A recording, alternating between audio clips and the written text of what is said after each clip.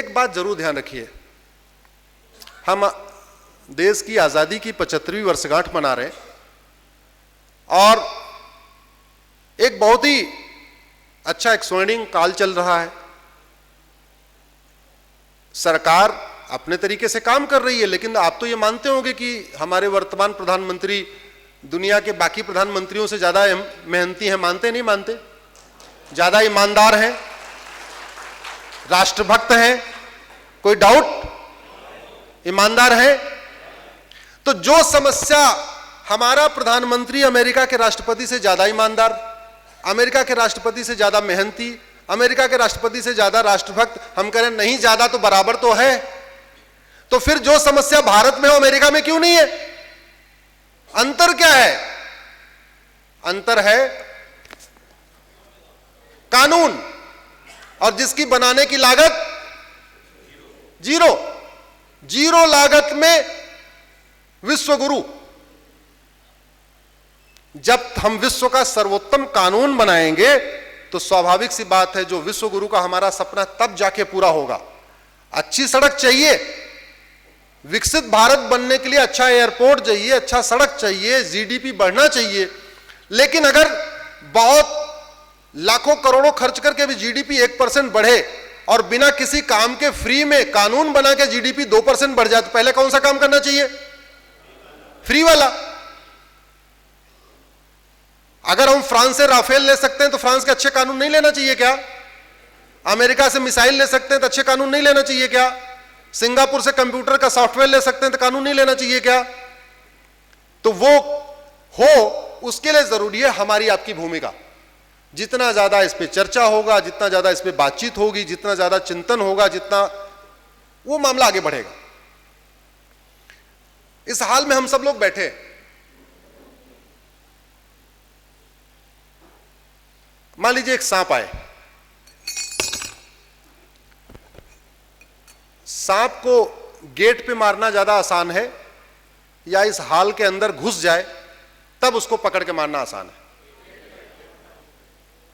क्योंकि 2 गेट है, 2 गेट पे 2 गार्ड बैठा दीजिए, जैसे सांप एंट्री करे वहीं मार दीजिए, बात खत्म। अंदर कोई भगदड़ नहीं होगी, अशांति नहीं होगी, सब लोग टेंशन फ्री रहेंगे और कई लोगों को तो पता भी नहीं चलेगा सांप आया था मार दिया गया, पता नहीं चलेगा। और गेट पे नहीं मारा और सांप घुस गया और किसी एक आदमी ने देख लिया कि सांप आया, इस हाल की क्या हालत होगी? 2-4 लोग तो भगदड़ में ही घायल हो जाएंगे। सांप तो बाद में पकड़ा जाएगा, 4-6 लोगों की दिल की धड़कन ऐसे ही बढ़ जाएगी, सांप आ गया, सांप आ गया। तो जरूरत क्या है? गेट पे मार देने की। मान लीजिए अभी दारा सिंह जी तो नहीं है, मान लो खली आ जाए, ग्रेट खली आके यहां खड़े हो जाए, बोले भाई इसमें से कौन हमसे कुश्ती लड़ेगा? मैं आज कुश्ती लड़ूंगा।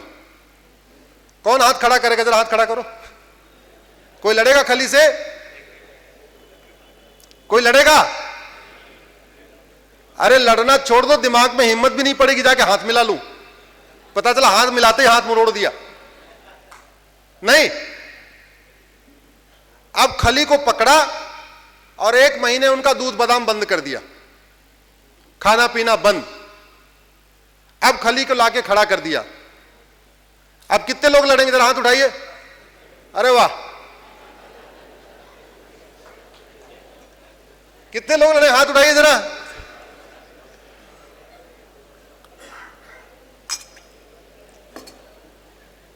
देखिए, जो मैं बातचीत कह रहा हूं उसको भाव आपको समझ में आ रहा होगा ना? दुश्मन को मारना है तो सबसे पहले उसकी रसद काटिए, उसकी सप्लाई काटिए, उसका भोजन पानी बंद करिए। आधा ऐसे ही मर जाएगा। और जब वो कमजोर हो जाए तो सोटी से मार दीजिए, खत्म। लाठी भी नहीं मारना पड़ेगा, सोटी से मारना पड़ेगा। हो जाएगा? नहीं हो जाएगा?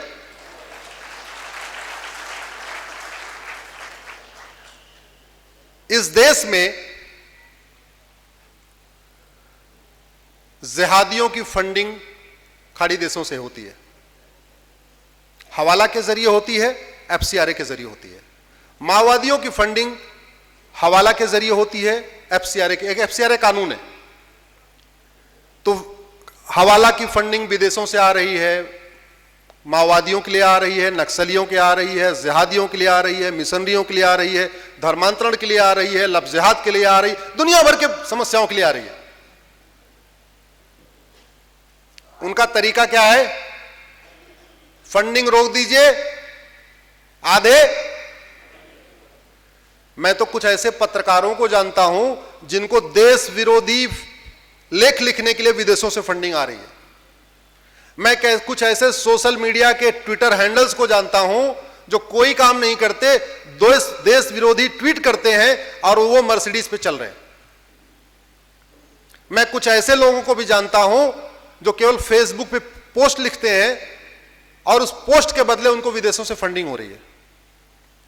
तो जब तक उनकी रसद नहीं कटेगी तब तक तो वो लिखेंगे, क्योंकि पेड आदमी है। अगर नहीं लिखेंगे तो सप्लाई नहीं आएगी। तो दो तरीका है, या तो ऐसा कर दो देश विरोधी लेख लिखना अपराध है, 100 साल की सजा होगी, तब वो लेख लिखना छोड़ देगा। दूसरा क्या है, फंडिंग बंद कर दो, बेचारे को पैसा नहीं मिलेगा तो काहे लिए लिखेगा? गाली खाने के लिए थोड़ी लिखेगा। गाली पड़ती रहती है ऐसे लोगों को, खूब आप लोग भी देते रहते हो, लेकिन आप भी गाली देके शांत हो जाते हो, उसको कोई फर्क नहीं पड़ता, उसकी अगली किस्त आ जाती है।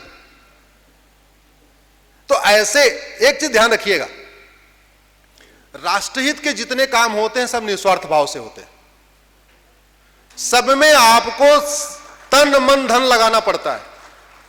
आप में से यहां जो लोग बैठे हैं इसमें से बहुत सारे समय दान कर रहे हैं, बहुत सारे अपना अर्थदान भी कर रहे होंगे। किसी को कुछ मिल तो नहीं रहा है ना, कुछ नहीं मिलता। लेकिन ऐसी बैठक जब देश विरोधियों की होती है, ऐसी विरोधी जब राष्ट्र विरोधियों की होती है, ऐसी बैठक जब जिहादियों की होती है, उनको बैठक में आने का भी पैसा मिलता है। अब जिसको बैठक में आने के लिए पैसा मिलेगा वो बैठक करेगा नहीं करेगा? करेगा। तो फंडिंग बंद कर दीजिए, बैठक बंद। फंडिंग बंद कर दीजिए, ट्विटर की ट्रेंडिंग बंद। फंडिंग बंद कर दीजिए, फेसबुक की पोस्ट बंद। विदेशी फंडिंग खत्म हो जाए, मैं कह रहा हूं माओवाद दम तोड़ देगा। विदेशी फंडिंग खत्म हो जाए, नक्सलवाद खत्म हो जाएगा।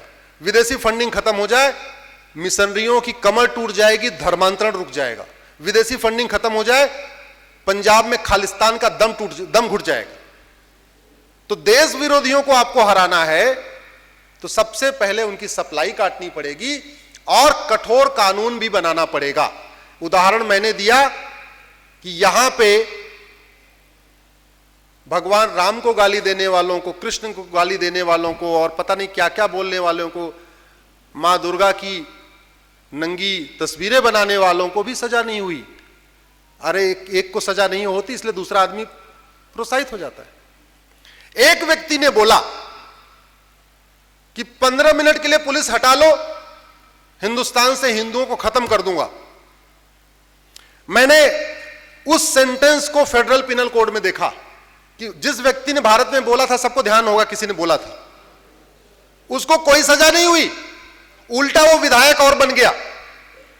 अगर उसने अमेरिका में बोला होता तो 50 साल की सजा होती।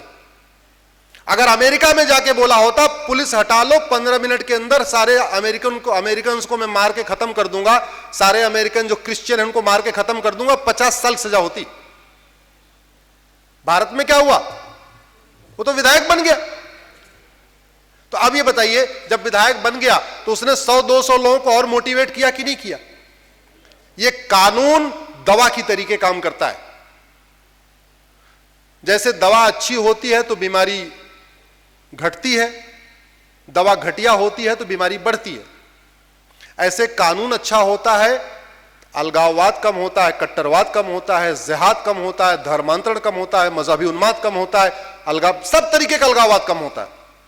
और कानून घटिया होता है, अलगाववाद बढ़ता है, कट्टरवाद बढ़ता है, जिहाद बढ़ता है, मजहबी उन्माद बढ़ता है, धर्मांतरण बढ़ता है, सब कुछ बढ़ता है। ये रोहिंग्या बांग्लादेशी, मेरी एक पीआईएल चल रही है सुप्रीम कोर्ट में कि भारत में 5 करोड़ बांग्लादेशी और रोहिंग्या हैं इस समय, 5 करोड़। ये 2017 में मैंने एफिडेविट पे दिया था, अब तो और बढ़ गए होंगे। ये भारत क्यों आते हैं? ये बगल में बांग्लादेश क्यों नहीं जाते? छोटा सा देश बगल में भूटान है, वहां क्यों नहीं जाते? भारत क्यों आते? एक चीज ध्यान रखिए, अगर आप अपने खेत की जुताई, गुड़ाई, निराई नहीं करेंगे तो वहां खरपतवार पैदा होगा ही होगा। मानते नहीं मानते? खरपतवार पैदा करने के लिए जुताई, गुड़ाई, निराई करना है क्या? अच्छी फसल पैदा करने के लिए खेत की जुताई करना पड़ता है, गुड़ाई करना पड़ता है, निराई करना पड़ता है, सिंचाई करना पड़ता है, पेस्टिसाइड भी डालना पड़ता है। लेकिन खरपतवार ऑटोमेटिक पैदा हो जाता है। इस घर को गंदा करने के लिए कुछ नहीं करना, आप घर की सफाई करना छोड़ दो, ऑटोमेटिक गंदा हो जाएगा। साफ रखने के लिए आपको डेली पोछा लगाना पड़ेगा इस हॉल में, लेकिन गंदा करने के लिए आपको मिट्टी यहां डालना नहीं है, केवल सफाई करना छोड़ दीजिए 15-20 दिन, अपने आप धूल मिट्टी बैठ जाएगी। और एक बात और ध्यान रखिए, जिस घर में बाउंड्री नहीं होती वहां आवारा जानवर आके बैठते हैं। बैठते नहीं बैठते? जो लोग इंडिपेंडेंट मकान में हैं, आप बाउंड्री हटा दीजिए, दिखे सब आवारा जानवर आके घर में आके बैठ जाएंगे। बाउंड्री बनाते इसलिए है आवारा जानवर ना आने पाए। सिक्योरिटी गार्ड रखते इसलिए है कि जिनको हम चाहते वही आए, नहीं जिनको नहीं चाहते नहीं आए। कोई व्यक्ति अमेरिका में जाके धर्मांतरण क्यों नहीं कराता? अमेरिका वाले आके भारत में धर्मांतरण क्यों कराते हैं? ऐसा कौन सा वीजा रूल है? हमें तो आज तक कभी वीजा नहीं मिला कि मैं जाके अमेरिका में जाके लोगों को हिंदू बनाऊं। तो अमेरिका वालों को ऐसा कैसे वीजा मिलता है कि आते हैं, उतरते हैं दिल्ली और पहुंच जाते हैं झबुआ, उतरते हैं दिल्ली पहुंच जाते हैं बिलासपुर और धर्मांतरण कराते रहते हैं? क्या अंतर है? कानून का। और कानून बनाने की लागत क्या है? जीरो। तो जिसको ड्यूटी दी है अच्छी तरीके गाड़ी चलाने के लिए, अगर वो गाड़ी ठीक से नहीं चला रहा है तो उसको हम क्या कहेंगे? हराम का खा रहा है। क्या कहेंगे? जो हराम का खाए उसको क्या कहते हैं? तो जिसको ड्यूटी दिया है अच्छा कानून बनाने के लिए, अगर वो अच्छा कानून नहीं बना रहा तो क्या कर रहे हो? मेरा मानना है कि सबसे बड़ी राष्ट्रभक्ति है अपने दायित्व को ईमानदारी से निभाना। अगर मैं वकील हूं तो ईमानदारी से अपना दायित्व निभाऊं। संत समाज ईमानदारी से धर्म का प्रचार प्रसार करे, व्यापारी समाज ईमानदारी से देश राष्ट्र हित में नए नए व्यापार बढ़ाए, जीडीपी बढ़ाए, ये उसकी ड्यूटी है। उसी तरीके से सांसदों और विधायकों की ड्यूटी है सर्वोत्तम कानून बनाना। जैसे फिल्म निर्माता का काम है सर्वोत्तम फिल्म बनाना, वैसे कानून निर्माता का काम है सर्वोत्तम कानून बनाना। और सर्वोत्तम कानून बनाना कोई रॉकेट साइंस नहीं है। इसके लिए कोई आपको विशेषज्ञों की बहुत एक्सपर्ट कमेटी नहीं बैठाना है, इसमें कोई लागत नहीं है। फ्री में जितना वेतन भत्ता मिलता है उतने में बड़ा काम हो सकता है। और हमारे जैसे बहुत सारे ऐसे लोग हैं जो बिना पैसे के लिए भी कानून का ड्राफ्ट देने के लिए तैयार बैठे हुए हैं।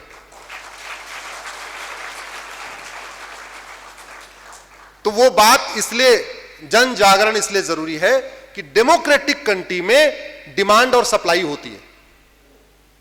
जितना डिमांड होगी उतने सप्लाई होगी। अपने घर में भी है। मतलब मान लीजिए यहां पे बहुत सारे लोग करोड़पति बैठे हुए हैं, आप क्या 1 करोड़ निकाल के अपने बच्चे को दे सकते हो क्या? नहीं। बच्चा कहेगा जी 200 रुपए दे दो, आज जाना है, तो बोले 200 रुपए ले लो। 2000 तो नहीं देते ना। ये सामान्य सी बात है। तो डिमांड क्रिएट करना जरूरी है, सवाल खड़ा करना जरूरी है कि जो समस्या भारत में है, अमेरिका में किडनैपिंग क्यों नहीं हो रही है? अमेरिका में एक्सटॉर्शन क्यों नहीं